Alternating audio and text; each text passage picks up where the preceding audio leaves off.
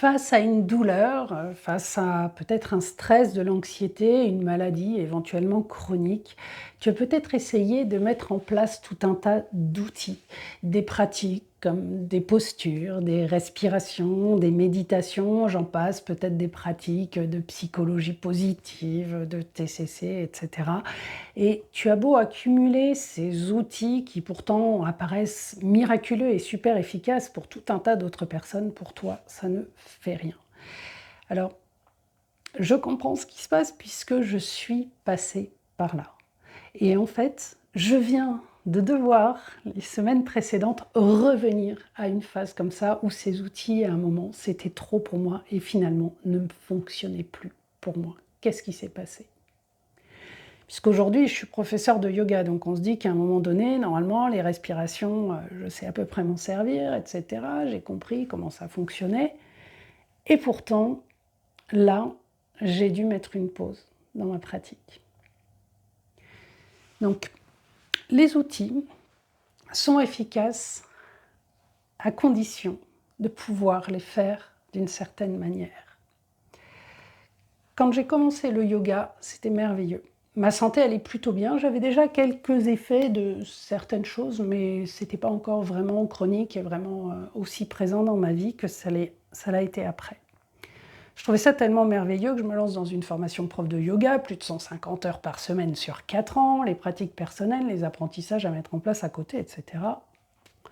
Donc là, c'est un moment où je commence à comprendre un peu mieux les respirations, je commence un peu mieux à comprendre la méditation, les postures, je commence à avoir une idée de dans quelles circonstances telle chose va produire ceci, etc. Et pourtant, c'est exactement à ce moment-là que les outils du yoga sont devenus totalement inefficaces pour moi. Donc, pour toi, c'est peut-être un stress. Moi, c'est parti plutôt d'une douleur, en fait. Et il fallait à tout prix, notamment pour pouvoir continuer à suivre cette formation, que la douleur passe. Je devais arrêter d'avoir mal. Donc, je faisais les pranayamas parce qu'on m'avait dit que telle chose était bon pour éviter ceci, que tel pranayama était anti-inflammatoire, que telle posture allait m'aider pour enlever telle douleur. Ok, sauf que quand je m'asseyais pour faire ma pratique de respiration, et c'est probablement ce qui t'arrive, mon but ultime n'était pas de faire la pratique, mais juste de faire passer ma douleur, de m'en débarrasser. Je n'en pouvais plus, je voulais que ma douleur passe parce qu'il fallait que je puisse faire ce week-end-là de formation, parce qu'il fallait que je puisse apprendre tous les muscles du corps, parce qu'il fallait que ceci, que ceci, que ça. Bref, tout un tas d'objectifs.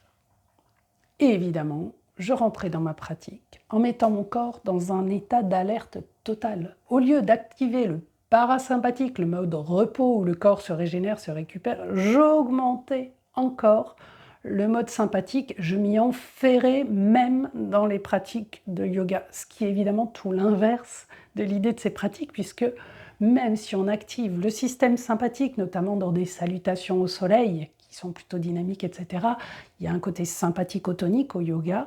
Le sympathique n'est pas forcément négatif, et il y a un côté parasympathico-tonique où on va nourrir notre capacité à revenir à un état de calme, à un état où notre corps se remet à distribuer l'énergie dans l'ensemble des organes, notamment la sphère digestive qui, en système sympathique, va plutôt être mise sur off pour qu'on envoie de l'énergie dans les muscles, pour nous permettre de fuir, etc.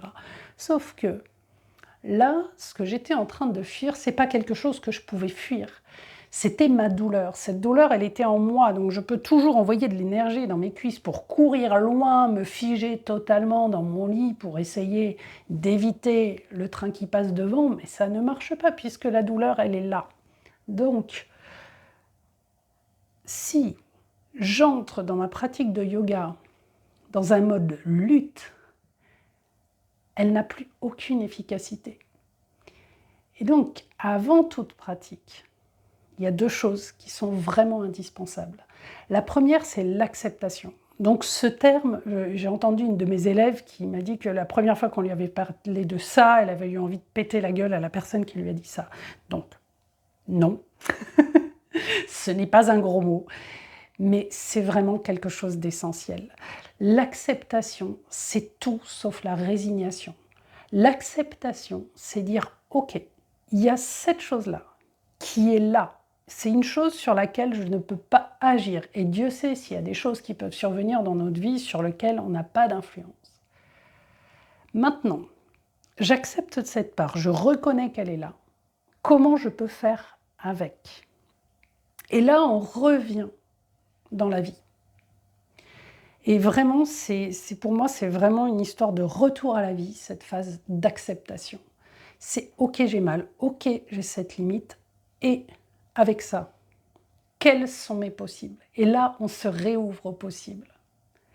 Et la deuxième chose, quand on a quelque chose qui nous limite, dont on n'a pas l'habitude, qu'on apprend à gérer et qui parfois évolue dans le temps, c'est qu'il va falloir apprendre à se connaître.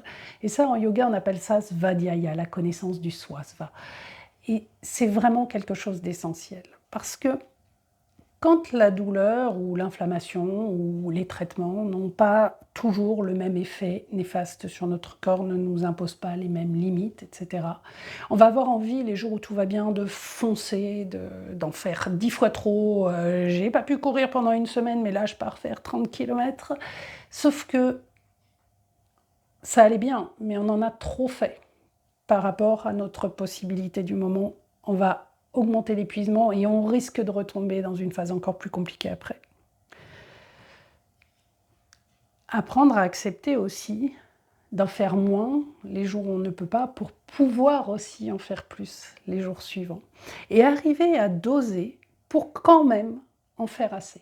Parce qu'il y a un moment aussi où c'est limite, on peut se dire « ouais, je laisse tomber », on s'enferme, on reste juste avec un bouquin, on reste tranquille et on ne fait plus rien. Déjà avec un bouquin, ça peut être pas mal certains jours. L'idée, ça va être justement d'apprendre à se connaître pour pouvoir être dans un juste effort, dans quelque chose qui augmente nos possibilités d'adaptation, nos possibilités d'être et de profiter in fine de la vie, puisque c'est ça, en fait, dont il est question là. C'est de notre liberté d'être. Enfin, pour moi, c'est vraiment comme ça que ça se pose. Et c'est là que le yoga est pour moi un outil essentiel, c'est qu'il me donne de la liberté. Or, là, je vous parle déjà du stade où je peux faire du yoga parce que j'ai accepté. Parce qu'à un moment où j'étais trop fatiguée, j'ai aussi arrêté de faire des postures supplémentaires. J'ai géré mes cours collectifs, etc. Oui, mais à un moment donné, c'était trop pour moi d'en faire plus à la maison. Je ne l'ai pas fait. Là, ça fait 4 jours que je peux reprendre les pratiques du yoga et retrouver leurs bienfaits vraiment parce que j'avais besoin de me reposer. Dans ces phases où tout s'effondre, où ça devient difficile, on n'arrive plus peut-être même à lire et à se concentrer sur un livre parce que c'est pas possible, parce que c'est trop, eh bien ces jours-là, on dort. Et quand on peut lire, eh bien on va lire. Et quand on peut aller jouer dehors, eh bien on retourne jouer dehors. Et on fait en fonction de nos possibilités et sans jamais en faire trop. Et ce juste effort, c'est quelque chose d'essentiel. Donc on a vu l'acceptation, Svadhyaya, la connaissance de soi. Et le juste effort, on le retrouve formulé dans les Yoga Sutras, c'est Abhyasa et Vairagya, pratique intense. On s'engage avec ardeur, tapas dans la pratique. Et détachement, détachement. Détachement notamment de l'objectif. Et ça, c'est essentiel. C'est le fait de se détacher de notre objectif qui fait que les outils redeviennent efficaces. J'ai vu des personnes à qui le yoga a fait du bien pendant des années et qui, à un moment donné, parce qu'elles en avaient tellement besoin, exactement comme moi je l'avais fait au moment de ma formation de prof, se sont dit « non mais là je fais du yoga, il faut que la douleur passe, je fais de la méditation, il faut que j'arrive à accepter, il faut que ceci, il faut que cela ». D'ailleurs, c'était même pas le terme accepter, il faut que j'arrive à quand même faire ça. C'était pas du tout l'acceptation que j'essayais de travailler, c'était éliminer ce problème de santé. Donc, l'idée, ça va être d'accepter, d'apprendre à se connaître pour pouvoir faire, vivre dans le juste effort. Et ce juste effort, pratique intense, détachement de l'objectif, et la définition d'ailleurs de l'asana en yoga est particulièrement intéressante pour ça, hein. C'est Sthira Shukamasana, je n'ai pas du tout l'accent. C'est fermement établi dans un espace heureux. Donc ça, c'est une des traductions de cette phrase, c'est celle de Gérard Blitz, et c'est celle qui était vraiment mise en exergue par Sarah, qui m'a formée au yoga.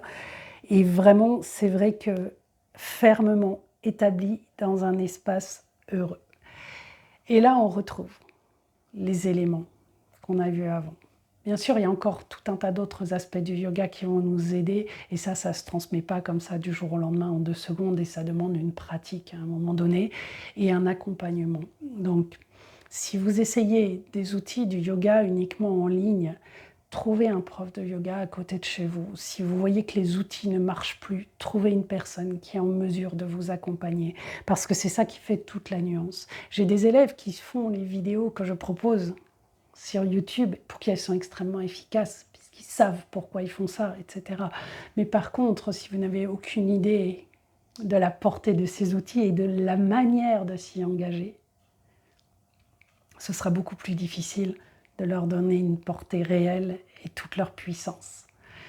Donc surtout, si les outils ne fonctionnent pas, dites-vous simplement qu'il vous faut peut-être juste du temps pour accepter, pour apprendre à vous connaître, pour vous relier à la vie et pour pouvoir vous plonger dans ces outils et ensuite retrouver de l'élan.